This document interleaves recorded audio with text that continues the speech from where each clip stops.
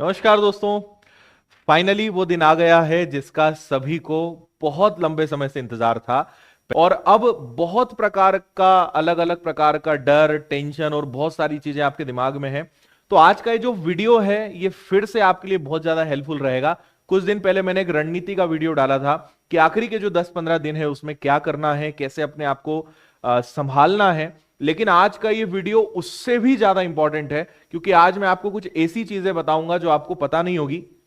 Paper बनाने वाला जो एग्जामिनर होता है वो पेपर बनाते समय क्या क्या खेल खेलता है आपके साथ, किन चीजों का वो ध्यान रखता है, क्या साइकोलॉजिकल चीजें यहां पे होती हैं जो आपको डिस्टर्ब करती है एग्जाम में, और उन चीजों को अगर आपको पता चल जाए तो आप अपने पेपर को संभाल सकते हैं। और जिनको नहीं पता होता है वो पेपर बिगाड़ के आते हैं। आपने देखा होगा अक्सर कि जो लोग पहली बार या दूसरी बार एग्जाम देते हैं ऑनलाइन, उनके शुरुआत के 1-2 पेपर तो बिगड़ते हैं।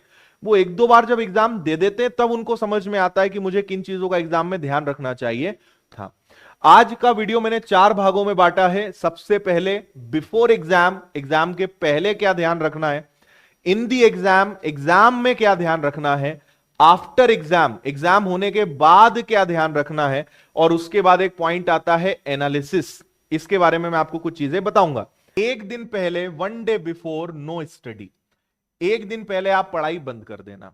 अगर आपका एग्जाम 15 को है, 14 तारीख आपकी आखिरी, मतलब 13 मार्च आपकी लास्ट डेट है, 14 को आपको पढ़ाई नहीं करनी है। बहुत इच्छा है तो आप आधा दिन और पढ़ लो, बट मेरा सजेशन है कि एक दिन पहले या एटलीस्ट आधे दिन पहले आपकी पढ़ाई बंद हो जाना चाहिए। कहा जाता है कि भाई 3 महीने अगर पढ़े हो तो एक दिन और पढ़ लोगे, कुछ नहीं उखड़ेगा, कुछ नहीं बिगड़ेगा। और 3 महीने नहीं पढ़े तो एक दिन पढ़ के और क्या कर लोगे। तो एक दिन 6 घंटे कुछ ज्यादा सुधार नहीं कर सकते, लेकिन ना पढ़ के आप बहुत ज्यादा सुधार कर सकते हो। आप बोलोगे सर ये कौन सी बात हुई। आपका रिलैक्स होना बहुत जरूरी है। एग्जाम के पहले अपने आप को रिलैक्स जरूर करिए। कई लोग का सेंटर कहीं और होगा, बस से जा रहे, ट्रेन से जा रहे, पढ़ रहे हैं, आंखें दुख रही हैं, सिर दर्द कर रहा है, पढ़े जा रहे हैं। मत कष्ट दो यार, इतना मत टेंशन लो। ठीक है, एक दिन में, 4 घंटे में, 6 घंटे में कुछ नहीं बिगड़ेगा। लेकिन अगर आपने उसको जरूरत से ज्यादा पढ़ लिया, बहुत कुछ आपका नुकसान हो सकता है। तो मेरा सजेशन है, ट्रेवल करते हुए पढ़ाई करें, या कहीं आप जा रहे आ रहे, एक दिन पहले मत पढ़ो यार, है ना। मत बिल्कुल भी आप पढ़ना। अपने आप को जितना आप रिलैक्स करने पे फोकस करेंगे उतने आप फायदे में रहेंगे in the exam, which is very important. Exam hall में किन बातों का ध्यान रखना है, यह सबसे ज्यादा महत्वपूर्ण है। अब देखिए, पहली चीज, आपकी सारी फॉर्मेलिटीज हो जाएगी, वो घड़ी आएगी जब आपसे कहा जाएगा कि अब आप अपना ऑनलाइन एग्जाम को स्टार्ट कर सकते हो। मेरा आपको एक सजेशन है, एग्जाम के लिए सबसे ज्यादा जरूरी होता है टाइम मैनेजमेंट। आप देखिएगा कि जब आप एग्जाम सेंटर से बाहर निकलोगे तो अक्सर लोगों को कहते हुए सुनोगे कि पेपर इजी था यार, बस समय कम पड़ गया। समय कभी कम नहीं पड़ता है। समय को मैनेज करते जिसको नहीं आता है वो बोलता है समय कम पड़ गया। टाइम को हमें मैनेज करना है। तो जहां तक मेरा अनुमान है कि यहां पे सीक्वेंस आप खुद डिसाइड कर सकते हो। अपना सीक्वेंस आप खुद डिसाइड करिए। सजेशन रहेगा कि मैथ्स रीजनिंग को पहले उठाना। जो कैलकुलेशन वाली चीजें हैं, ज्यादा समय लेने वाली चीजें, इनको पहले उठाइए। और अपना एक टाइम निर्धारित कर लीजिए कि भैया 3 घंटे के पेपर में मुझे मैथ्स को इतना, रीजनिंग को इतना, मान लीजिए 1.5 घंटा मुझे इन 2 विषयों को देना है, उसका रखिए। ये एक पॉइंट हो गया।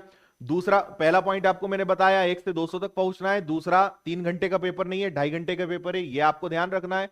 तीसरी बात आपको बता रहा हूं मैं, अक्सर पेपर बनाने वाला क्या करता है, शुरुआत में कठिन प्रश्न डालता है और बाद में इजी प्रश्न डालता है। और इसीलिए मैं बोल रहा हूं कि आप 200 तक पहुंचना, तो कई बार क्या होता है, और कई बार क्या, हर बार होता है, मैथ्स उठाया, पहला सवाल बहुत कठिन, बहुत कैलकुलेशन, दूसरा उठाया बहुत कठिन, तीसरा उठाया बहुत कठिन, 4 या 5 सवाल आपको गिराने के लिए काफी हैं। हम लोग ये रणनीति हमारे टेस्ट पेपर्स में भी अपनाते हैं। आप विनर्स के टेस्ट पेपर्स देखिएगा, विनर्स की टेस्ट सीरीज देखिएगा, हम क्या करते हैं, शुरुआत में टफ डाल देते हैं। उस चीज की हैबिट हम आपको भी डेवलप कर रहे हैं।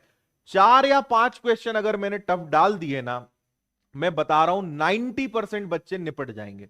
निपटने से मतलब कि उनका कॉन्फिडेंस खत्म, वो मानसिक रूप से हार चुके होंगे कि आज का पेपर बहुत कठिन आया है, मेरे बस की अब बात नहीं है, मेरा सिलेक्शन, यहां पेपर चल रहा है और उसके दिमाग में सारी चीजें घूमना चालू हो जाती है, मेरा सिलेक्शन नहीं होगा, पापा को मैं क्या बोलूंगा, उसका क्या होगा, उसको क्या जवाब दूंगा, मेरी शादी नहीं होगी। अब मुझे तो बड़ी उम्मीद थी। पेपर के समय आपके दिमाग में सब चलने लगता है, आप डिस्टर्ब हो जाते हो और पता चल रहा है कि 5 क्वेश्चन के बाद अगले जो 20 सवाल थे वो बहुत ईजी थे। तो एक चीज ध्यान रखिए, इसलिए बोल रहा हूं, नहीं बन रहा है मस्त रहिए, बिंदास रहिए, नहीं बन रहा है एक पर्टिकुलर टाइम डिसाइड करिए कि किसी भी क्वेश्चन पे ज्यादा फंसना नहीं है। कई बार आसान प्रश्न भी समय लेने वाले होते हैं। आपको सबसे इंपॉर्टेंट यह ध्यान रखना है कि भले प्रश्न आसान हो लेकिन समय लग रहा है, नहीं करना है, त्याग करना सीखना पड़ेगा अगर पेपर अच्छा देना है तो। मत पचिए उसके चक्कर में, बाद में देखेंगे। जो जल्दी हल हो रहा है, आपको लग रहा है कि हाँ ये फटाफट हो जाएगा, करिए, नहीं तो आगे बढ़िए। तो पेपर बनाने वाला एक तो ये ध्यान रखता है। तो मान लीजिए उसने क्वेश्चन नंबर 1 2 3 4 टफ दे दिया, फिर 6वां 7वां 8वां 9वां 10वां 11वां बहुत इजी दे दिया, फिर पता चल रहा है बीच में एक वापस से कठिन डाल दिया। इनको बोलता हूं मैं स्पीड ब्रेकर, ये आपकी स्पीड को ब्रेक करते हैं। तो आपको यही तो मैनेजमेंट सीखना है, यही तो परीक्षा है। परीक्षा का मतलब क्या है, सब आसान दे देंगे, सब बनने वाला दे देंगे तो हर कोई पास नहीं हो जाएगा। ये जो मैनेजमेंट है, जो टाइम का मैनेजमेंट, खुद का मैनेजमेंट, प्रेशर मैनेजमेंट, टेंशन का मैनेजमेंट, ये सब का मैनेजमेंट के लिए ही परीक्षा ली जाती है कि जो इन प्रेशर को, इन सारी घटनाओं को और जितने षड्यंत्र और जाल आपके खिलाफ बिछाए जा रहे हैं, जो इनको मैनेज कर पाएगा यही अव्वल व्यक्ति है, यही लायक है, इसी को नौकरी मिलेगी। तो आप सोचते हो सब आसान आ जाए, आप सोचते हो हमसे सब कुछ बन जाए, सबसे बन जाएगा तो हर कोई करके आ जाएगा ना। तो आपको यह समझना है कि यार ये एग्जाम है, इन्हीं सब चीजों को मैनेज करना में सीखना है, तभी हम सिलेक्ट हो पाएंगे। इसका विशेष रूप से आप ध्यान रखें।